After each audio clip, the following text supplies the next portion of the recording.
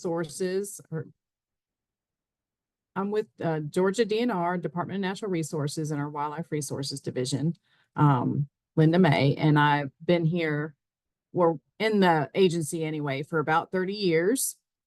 And birds have slowly become my passion. And not just birds of prey, but really any kind of bird. So any opportunity to talk more about them is perfect for me. So some of the tools of the trade, if you want to, go birding or bird watching, the birding is kind of the newer name for bird watching.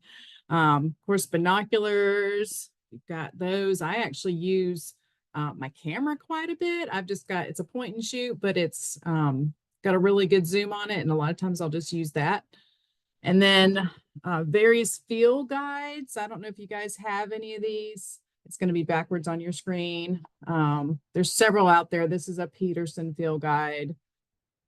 This one is real popular, Sibley field guide. This one is National Geographic.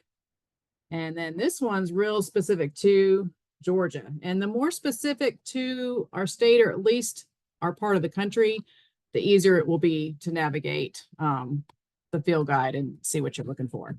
We're also going to talk about a really cool app that some of you may already know about called Merlin. And if you don't, you're going to be fascinated by it. So what is a bird of prey? So a bird of prey is also called a raptor. And if you think of raptor, you might think of Jurassic Park and those velociraptors, because the word raptor means to grab or to seize. And that's exactly what birds of prey do. They've got those sharp talons. I imposed a little mouse on the post there so you could see this red-tailed hawk going after that. They have really sharp beaks, and that's for tearing meat. They only eat meat, and they usually have very good eyesight. Or if it's a nocturnal bird of prey, it might have even better hearing. So they are avian predators, and they're really cool to watch. And I think they're awesome creatures. So we're going to talk about the main bird of prey groups. Some of these you might be more familiar with than others. And but we're just going to give you some, like an overview of what you might see on your property or what you might want to attract to your property. And we'll kind of start with the biggest, being the eagles, down to the smaller ones, the kites in general. So we have two species of eagle in Georgia. The bald eagle is the main one that we think of, but you might see one before it gets its white head. It doesn't get its white head until it's 4 years old or so. They're mostly going to be around water, and used to be they were pretty much just on the coast, but because we have all these inland lakes, man-made lakes and whatnot, they have kind of moved in. Their numbers are rebounding. They were delisted from the federal endangered species list in 2007. So they're still protected here, but they're not on the endangered species list. In Georgia, we would still consider them threatened. It's not like, we can just do nothing and they'll be okay. We still want to manage for them. And we do monitoring surveys by helicopter every year to see how their nesting success is. Some of you may have heard of the Berry Eagle camera. It's on a nest basically, and they nest way earlier than songbirds do. And really birds of prey in general nest way earlier. So that's why you might see a bald eagle on a nest with snow even. It looks kind of strange. So bald eagles, they're pretty easy to tell. I mean, now we do get some people that confuse them with ospreys, which I'll talk about a little bit, that also have a white head, but very different body. I mean, much bulkier. If you happen to look at the feet of a bald eagle, say versus a golden eagle, it's not gonna have any feathers that go down towards the toes. Whereas the golden eagle does have those feathers that go down towards the toes. This is a very rare bird in Georgia, much more common out west. They're about the same size, but the golden eagle's head's a little bit smaller. And you can also see, if you're looking at it from the underside, some of the differences between a juvenile golden eagle and a bald eagle. But I don't suspect you'll ever see those two together. Even if you see one, it's awesome. But the golden eagles are very secretive. And the only way we knew to maybe try and find them and monitor them was to put a deer carcass at a really remote deer camp, and they had a camera on it. And lo and behold, a golden eagle came in and started eating off the carcass, which is another difference. They eat more mammals, and then the eagles, the bald eagles, eat more fish and waterfowl. So you can see here a biologist is putting this radio track device on it, solar powered, and we've been able to get a lot of neat data from that. So don't expect you'll see those, but it's good to know that they're here. They're pretty cool.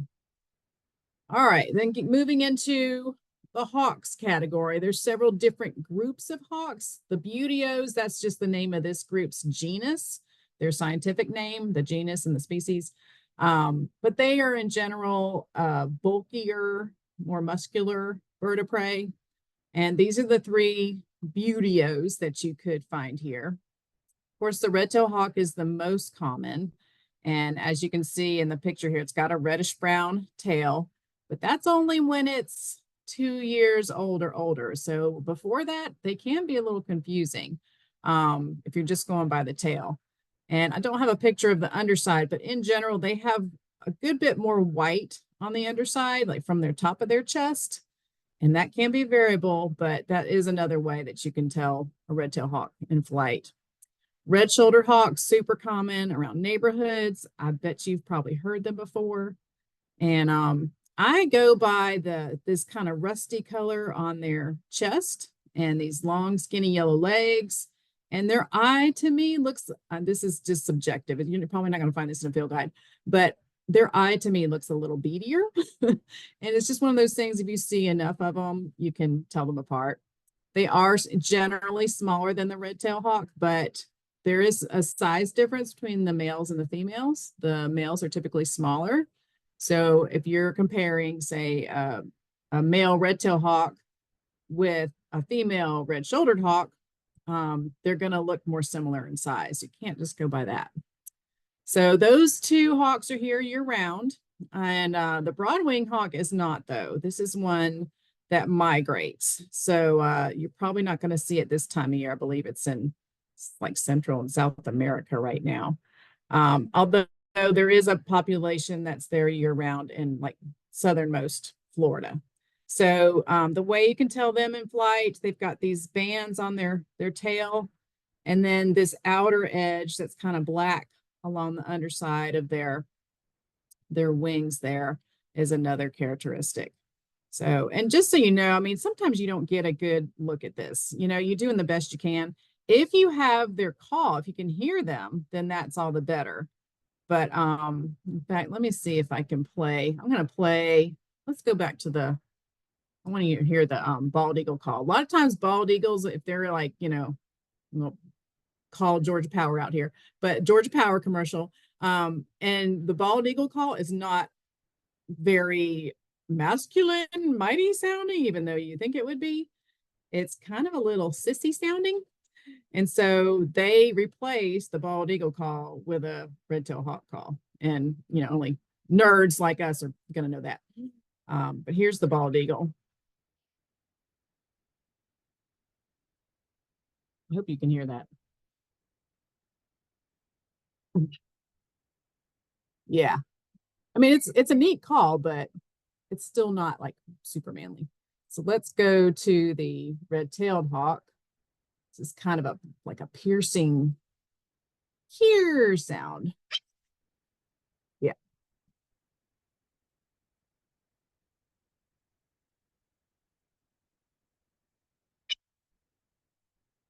So it's kind of like one here, and then it'll pause. Whereas the red shoulder is like a little more excited, I guess is one way to think about it. You're going to play a red shoulder now. Well, I'm going to try to play a red shoulder now. Okay. Thanks to technology, it's not playing. But it's a much faster call. It's similar in quality, but it's much faster. You're like, what's wrong with that bird? You know, it's freaking out, but that's a normal red-shouldered hawk call. Oh, here we go. That's right. sounds like it's really freaked out, right? So I'm pretty sure you've probably heard this, even in neighborhoods. You don't have to go far to see or hear a lot of these birds. But yeah, the broadwing hawk would be a little harder to find. It's mostly just going to be during migration. Um, and they travel often in groups, which is a little unusual. Most birds of prey are solitary, except for maybe when they're pairing up to mate. But broadwing hawks will travel in these large migratory groups called kettles. So if you see a bunch of hawks in the sky, even if they're small hawks, that could be what it is. All right, another group of hawks is called the accipiters. These are much more agile hawks and not as bulky. And so they're the ones that you're going to more likely find in a forested area. And they can kind of just weave in and out of the trees a whole lot better than something like a red-tailed hawk. And these two species can be really hard to distinguish, even for experts. If you have them side by side, the Cooper's hawk is a good bit larger than the sharp-shin. The sharp-shin's more akin to like maybe a dove size, a mourning dove size, but different stature. And but if you don't have them next to each other, they can be really hard to tell apart. So I found this graphic online.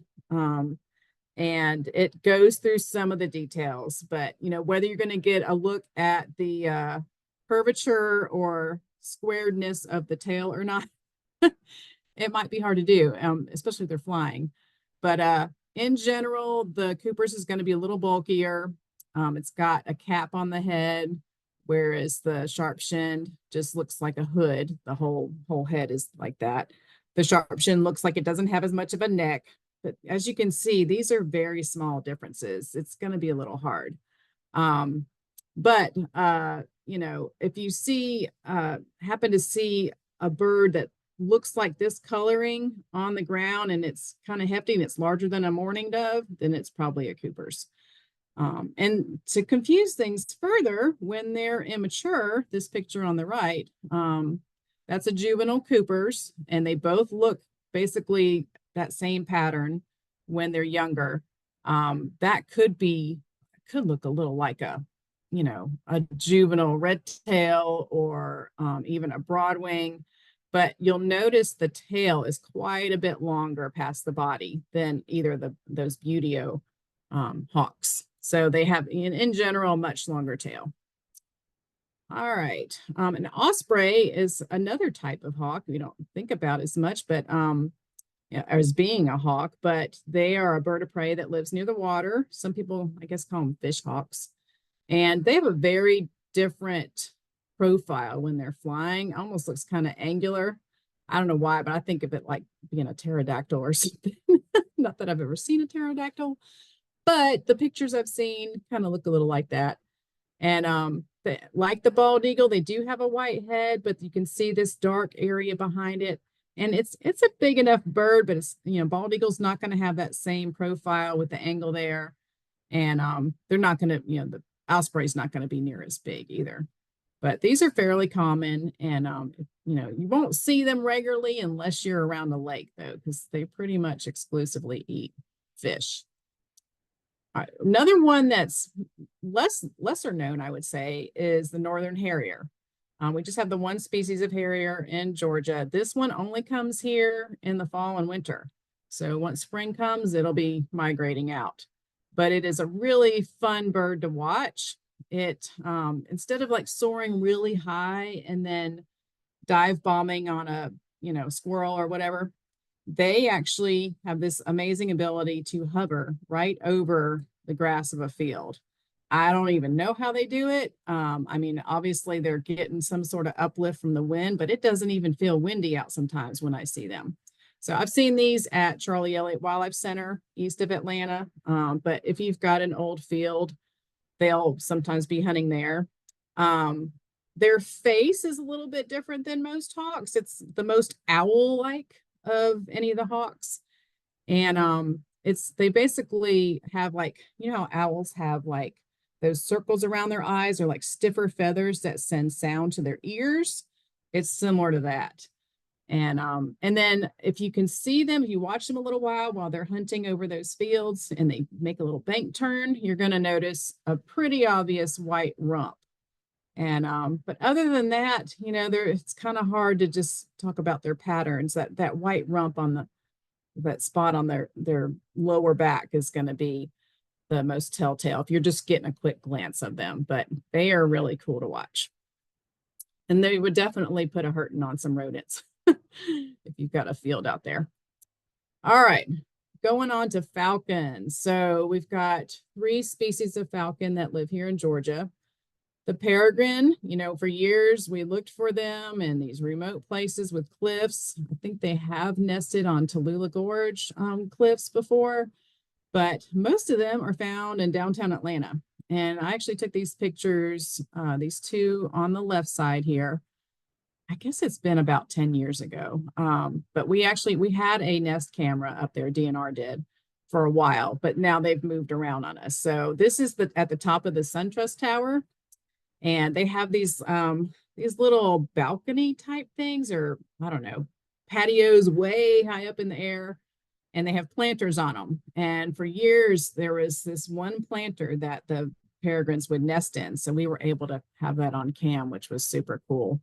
But they're just a beautiful bird. You've probably learned some statistics about them and how they're the fastest bird, especially in a dive. They can, go up to 200 miles per hour.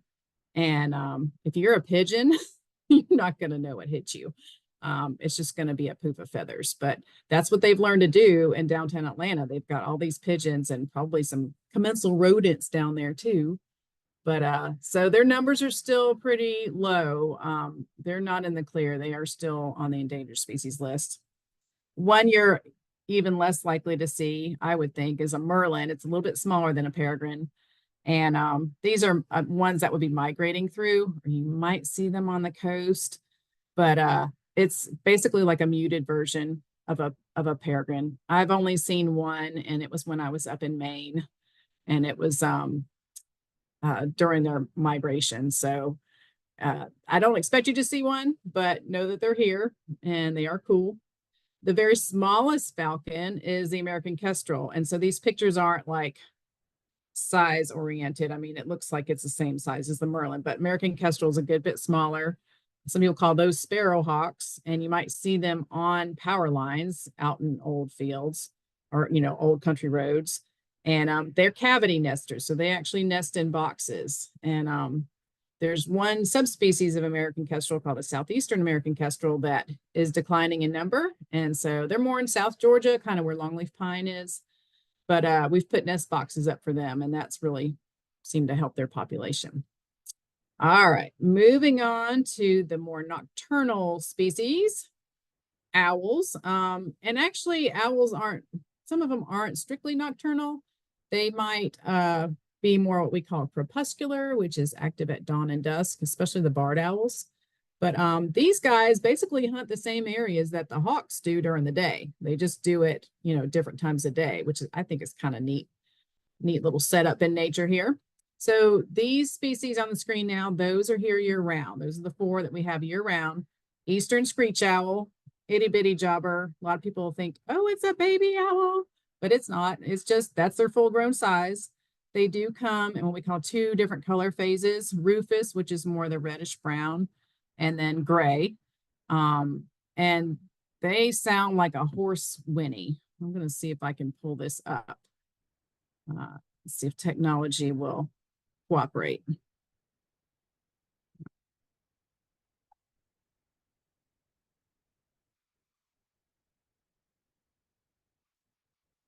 It's kind of spooky sounding. Woo! Now I've found these the screech owls to be more in pine habitats, or maybe mixed pine hardwood. Whereas, a barn owl, that white face and they're white on the underside. So some people think there's like a ghost flying over them. They're going to be, as their name implies, near barns. And because there's fewer barns today than there used to be and fewer old fields, their numbers are not as high as they used to be, but they're still stable. And the barn owl is one of the most widest spread species. I mean, they're found throughout the globe. And I used to be a licensed wildlife rehabilitator for birds of prey. And my first patients were some barn owlets, and they sounded like the spawn of Satan. I'll just say that. They don't sound like owls at all. So I'm going to play that. See what I mean? Crazy. So yeah, if you hear that in the middle of the night and don't know what it's coming from, it'll give you the heebie-jeebies. Maybe some more common one that you might hear or see is the barred owl. I'd say they're probably the most common around neighborhoods. I hear them all the time. In fact, they're already starting to kind of get their pairing going on and staking out their territories. So there again, birds of prey are going to nest a whole lot earlier than a typical songbird. So you might be hearing them now already, but the little phrase that people say to try and remember what a barred owl sounds like is "Who cooks for you? Who cooks for you all?" And they have other vocalizations too. They can start sounding like monkeys squabbling. But let me see if I can play one here for you. That's the beginning of it.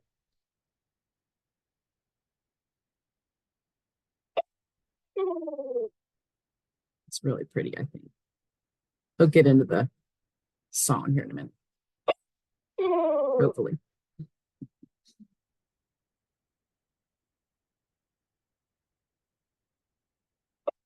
All right, maybe I had to do a different track. Let's see.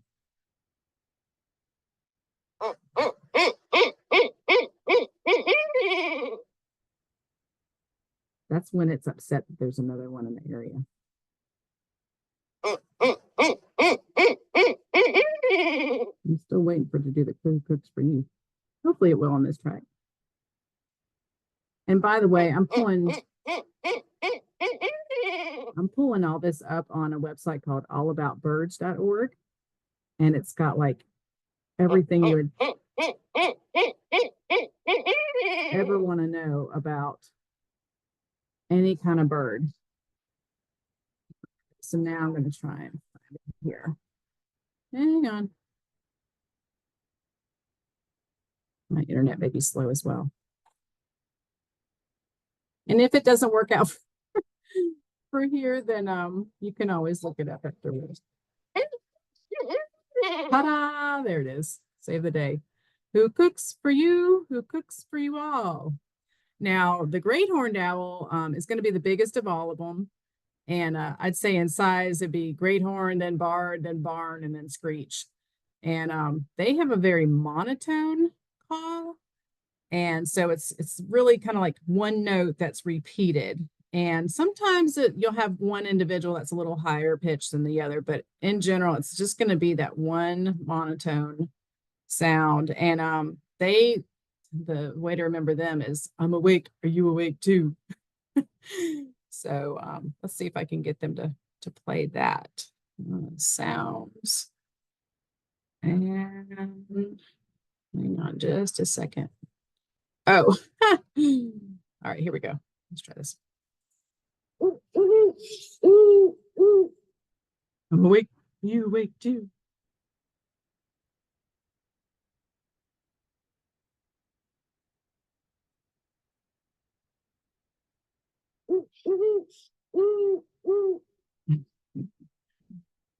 So I don't hear those as much as I do the barred owls, but it just depends on your habitat. The barred owls, they're pretty common just about anywhere. They're not overly picky about where they live.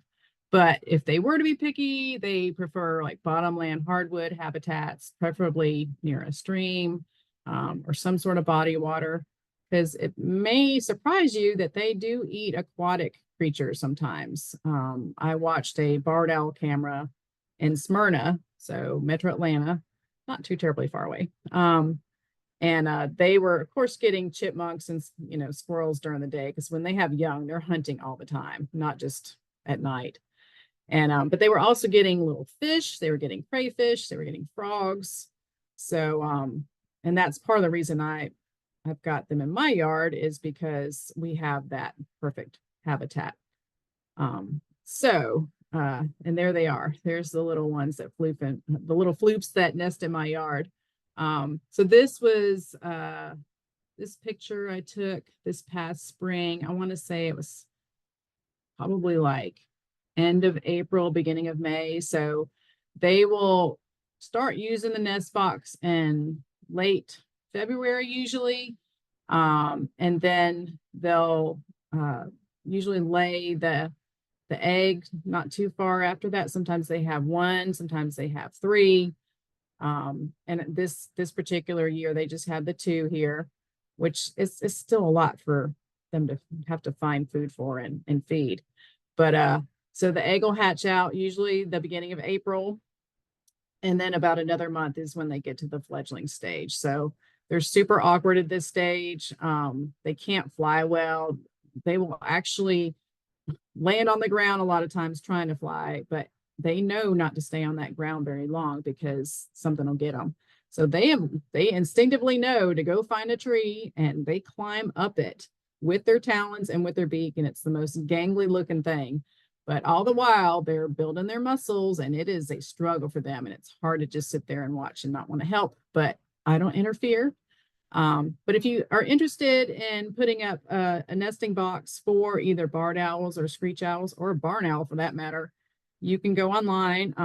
Cornell Lab of Ornithology has a great website called nestwatch.org, and it's got plans for every bird you can imagine that, even not just cavity nesting birds, but maybe a bird that needs more of a platform to nest on.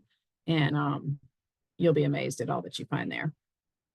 All right, some less common owls that I don't suspect you'll see, but you never know. Actually, there's a guy I know who's a federal bird bander. He's got his permits to ban birds. He is in Lamar County, so not far at all. And he gets these northern saw-whet owls in his mist nets. I think it's every winter. Not a lot of them, but there's a few there. They're about the same size as a screech owl. Burrowing owl is going to be more way South Georgia into Florida. And they are a pretty neat creature. I mean, they're actually nesting and roosting underground. These others I've never seen here, but we do have records of them: the short-eared owl, long-eared owl, and snowy owl. And by the way, these terms short-eared and long-eared, they're used to, show some of the differences, but these feather tufts on top of their head, also with the great horned, let's see, and the screech, those are not ears. Those are simply just feather tufts. Where the owl's ears are, pretty much on all of them, they don't have like an external ear. They have like slits on the side of their head, kind of where this darker line is, say on the barred owl, and they'll have one a little higher and one a little lower. And it's a pretty big cavity in there. If you're to push the feathers aside, it goes down in there. They have very, very good hearing. Because they're going more on their hearing than they are their eyesight, like a hawk would do. Something else I meant to mention about the owls is that they have almost silent flight. So if you were to look at a hawk feather and an owl feather right next to each other, the hawk feather would be very streamlined, very sharp edges. But an owl feather is going to look like it has a little bit of fraying on the edges. So that helps them to be quiet when they fly. One way to demonstrate this, if you're ever, just curious yourself or want to work with kids, you can just get a braided rope. And you've got one braided rope that's just solid. It's not frayed at all. The other one you've kind of beat up. You've taken a knife to and just kind of shredded it. And then when you swing them around, you're going to hear the sound, the rope cutting through the wind, the sound of that when you're doing just the regular braided rope. And then when you swing the other one that's more frayed, you'll hardly hear it at all. So a little experiment for you to try at some point. Y'all holler if you have any questions too. If you want to put something in the chat, Brooklyn will get it. I don't want to just keep droning on if you've got something to say. So vultures, two species of vultures here in Georgia. They're both really common around here. I would say maybe the turkey vultures is a little more common. So black vulture is a little bit smaller. It's going to have a black naked head. The turkey vulture is going to have a red naked head. but you're not necessarily going to see that when they're up in the air. But it is pretty easy to tell them apart if you're looking up, and you can, they're basically going to not be flapping their wings a whole lot. That's one difference, like immediately between that and, any of the other birds of prey. So they're really good at catching those thermals. But the black vulture, when you're looking at the underside of it, you're going to see lighter colored on the very tips of their like primary feathers. And then the turkey vulture, it's going to have a whole lot more white on the underside of the wing, or not, it's not really white, but lighter colored. It almost looks like it's like a little window or something. And they are going to be a little bit bigger, but when they're in the sky, you don't have one next to each other, it's really hard to judge size. So you're going to look at the silhouettes. You're going to look at the shading, I guess you could say, on the underside of the wing. If you happen to see the head, great, but you may not. So the turkey vulture is going to have more of a V shape when it's just got its wings spread out, whereas the black is going to be a little flatter. So this picture on the right, I think I was out at Charlie Elliott Wildlife Center. And so you can see this V shape here. Now, this vulture is also a turkey vulture. They're both turkey vultures. But sometimes you have to watch them for a minute and get, the right silhouette to be able to identify it. But these mostly eat dead things, of course. Of all the birds of prey, they have the best sense of smell. Most birds of prey don't, most birds in general don't have a good sense of smell, but they definitely do. They are nature's garbage picker-uppers. Unfortunately, sometimes they're finding, dead things in the road, and they don't get out of the way in time. So sometimes they become part of the roadkill too, unfortunately. But very stable populations of these guys. And I'm happy to have them around. So, all right, this is our last group. This is one we don't think of as a bird of prey as much, and they're not as common, certainly, as some of the larger hawks, but these are called kites. And we've got the Mississippi kite and the swallowtail kite. And normally you're going to find these two birds on the like more of coastal areas, like during the summer. But when they're done breeding and they're getting ready to, like they're trying to fatten up for their fall migration, they will move inland. And that's when fall time is when you might start to see them in Pike County. So especially around fields, they mostly eat insects, but they'll go after smaller mammals or even like lizards, but mostly insects. So if you're driving down the road and you're passing a field and there's a tractor going along and you see a bunch of these kind of silhouettes in the sky following the tractor, they are taking advantage of all the insects that are being picked up by that tractor. And so that is the coolest thing to see. A bunch of these birds, especially the swallowtail kite, it is a striking bird. I mean, it's got the same shaped tail as a barn swallow, and just very dramatic black and white. The Mississippi kite's cool too. And if you happen to get a up close view of it, either with your camera or your binoculars, they do have a reddish eye, which is neat. So I don't expect you'll see a lot of these, but I've almost wrecked my car when I'm like going, whoa, like see them off to the side there. I had to pull over. Very cool birds to watch. All right, so where can we see birds of prey? Pretty much anywhere, just depends on the type of bird of prey. Of course, there's the pigeons that the peregrines like. A lot of these you just see around your home, especially the red-tailed hawks, red-shouldered hawks. Some of the owls, you're probably more likely to hear them than you are see them. Certainly fields like that northern harrier. Now, forested area, you're not going to hear or see, oddly enough, as many birds in the forest as you might think. They do better on edges of habitats. But in the forest, where you've got all these tree branches and everything, you're more likely, if you're going to see a bird of prey, it would more likely be during the day, at least, one of the accipiters. So either the Cooper's hawk or the sharpshin. And then something like an osprey or a bald eagle, you're definitely more likely to see around water. But they're out there. Just about anywhere you go, you could see or hear one. All right, so here's that Merlin app I told you about. And I've got it on my phone. It's free to download. And let's see if I can pull it up here real quick. It's got a couple of features on it. it's got a way to identify a picture of a bird, or at least attempt to. It's all AI generated. It's matching, stuff to their massive database. But the odds that you're going to have a good, clear picture from your phone are probably pretty slim, unless you're taking a picture of your camera, your camera screen or something. So the feature I like most about it is this sound feature. I'm going to try and show you. So this is the sound feature, and it's got like a little microphone there, and you just press that. It's not going to hear anything right now.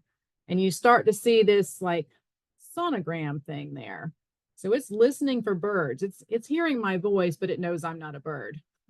Now, if you're really good at imitating bird calls, you could trick it. But I'm not even going to attempt that.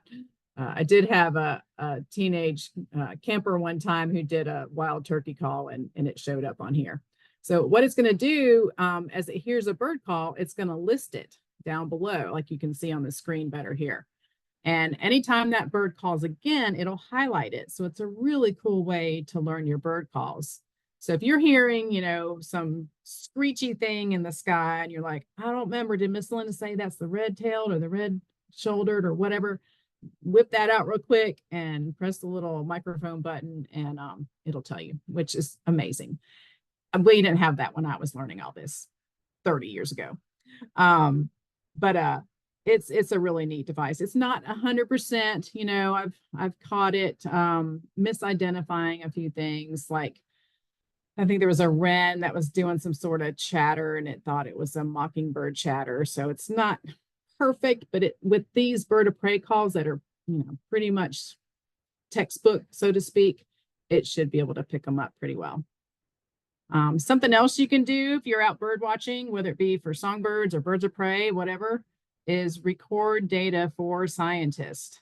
These range maps that you see in the field guides or online at that allaboutbirds.org, all of that is from data collected. Here's an example of a range map. All that is from data collected. We've got biologists out there, but there's not near enough of us. So there's different ways that you can collect data about what birds are in an area at any given time and which ones aren't. So eBird is like an online bird checklist. You just go out somewhere. You don't have to go anywhere. Actually, you can go in your backyard. But if you go, quote unquote, birding to some birding hot spot, maybe around a lake or a field, just someplace is really birdy, then you can either download the app for eBird on your phone, or you can just simply keep a checklist going on a piece of paper and then enter it later. So that's one way you can monitor birds for scientists. Nest watch, as its name implies, you would be monitoring a nest. If you happen to have a bird of prey nest nearby that you can kind of see what's going on, it's a little hard sometimes because they usually nest pretty high up. But, if you have a nest cam, that would be even cooler, but that's expensive. But most people use this with like bluebird boxes. There are protocol on how you can monitor the nest without disturbing the birds at all. And you have to pass like a little quiz, but it's free to participate in that. And the one that just started November 1st, Project Feeder Watch, happens every year, November 1st through April 31st. Basically, you sit in one spot in your yard, or it could be even just looking out the window, and record the maximum number of birds you see at any given time. So something cool I've been able to record over the winter that's not normally here are Baltimore Orioles.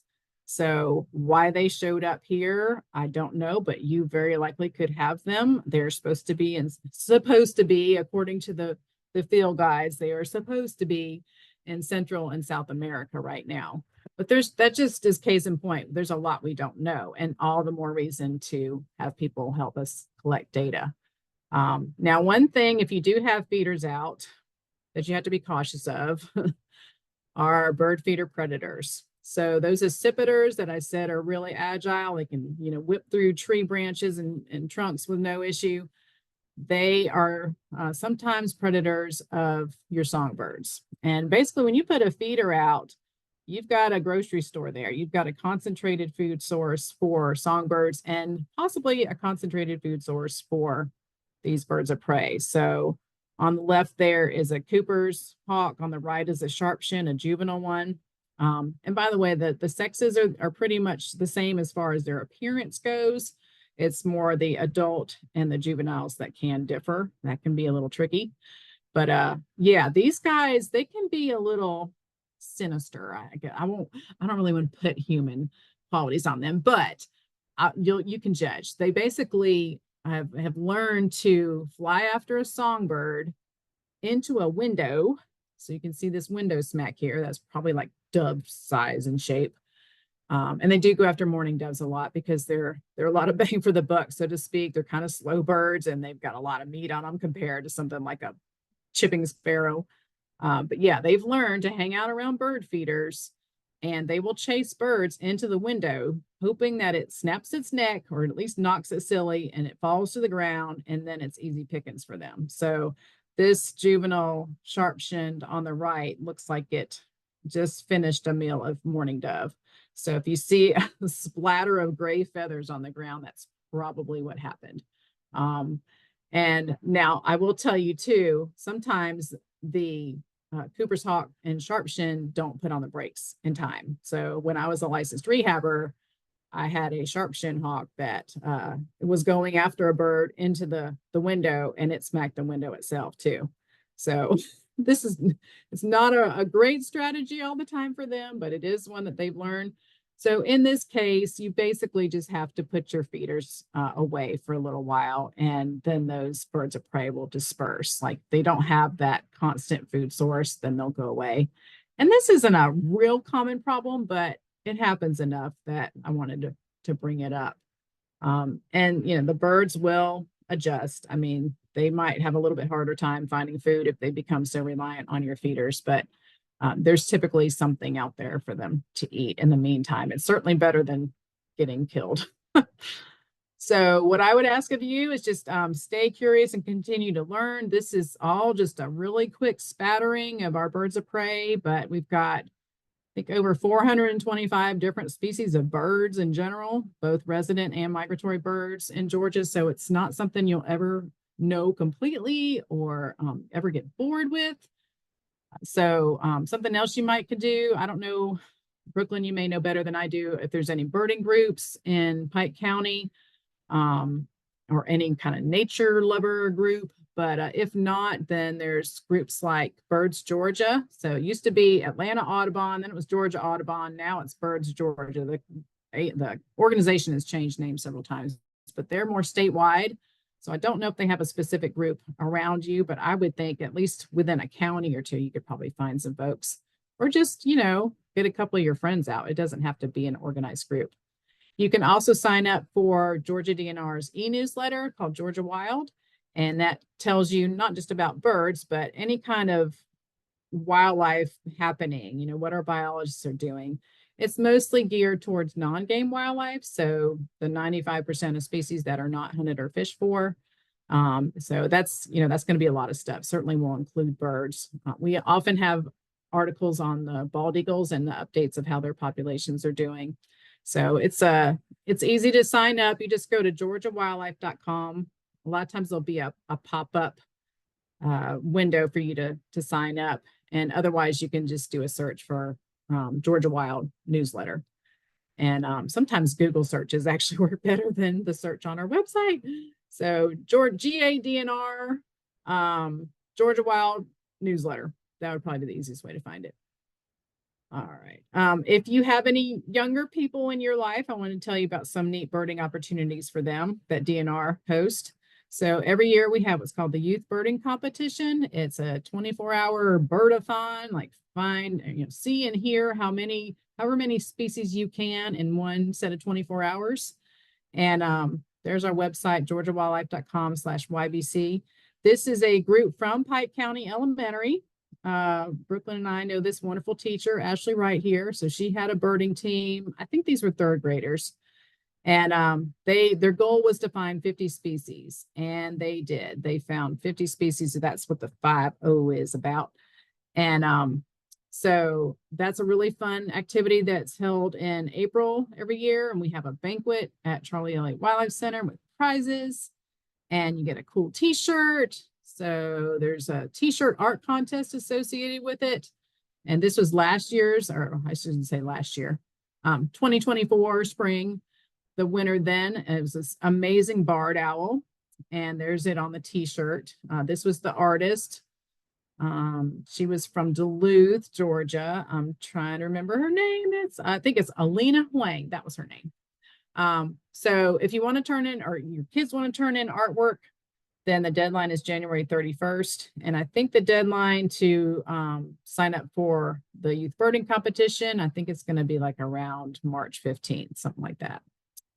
Older birders, older teens interested in birding can go to this week-long camp that I co-host with one of our really talented ornithologists. It's called Camp Talon, Teens Learning Ornithology in Nature. And we go basically island hopping all along the Georgia coast.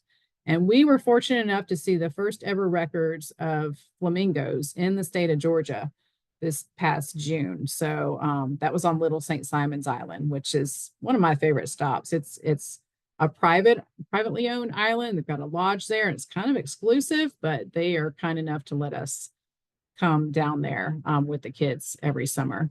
And we don't just like put blinders on and only look at birds. Like, we found a gopher tortoise, and that's what this picture is on the left. So we had a whole little impromptu gopher tortoise and longleaf pine ecology lesson on the side of the road.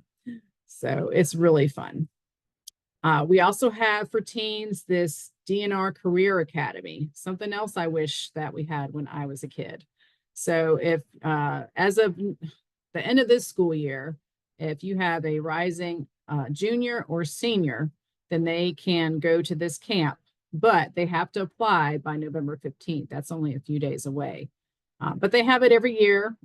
So if your teenager or maybe a friend of yours falls into that age category at some point, then they can keep looking out for it every year. But basically, they get to shadow staff from all across the different DNR divisions. So I'm with Wildlife Resources Division, but they would also meet with people with Coastal Resources, Environmental Protection Division, Law Enforcement, which are the game wardens, and state parks and historic sites, so park rangers, that sort of thing. So something else cool. There's a lot going on. All right, so that's all I've got for today. But thank you for listening. And if you have any questions, feel free to reach out to me. I don't always know the answers, but I can find them. And I kind of like the challenge. So I've had people send me pictures that are really blurry. I'll do my best to identify them to species, or I even have had people just take iPhone videos in the dark to listen to something, and I'm like, oh, what's that? So even though I've been doing this 30 years, it's not something I'll ever get tired of, because there's always more to learn. But birds are a great gateway to the rest of nature. I mean, they're everywhere. They're easy to find. It's kind of like a treasure hunt, and you can kind of make a collection of them through your checklist. Or if you don't care about any of that, you can just watch some of their goofy little antics. So they're really a great way to connect to nature. So thank you for your time, and I hope you have a great time birding this fall.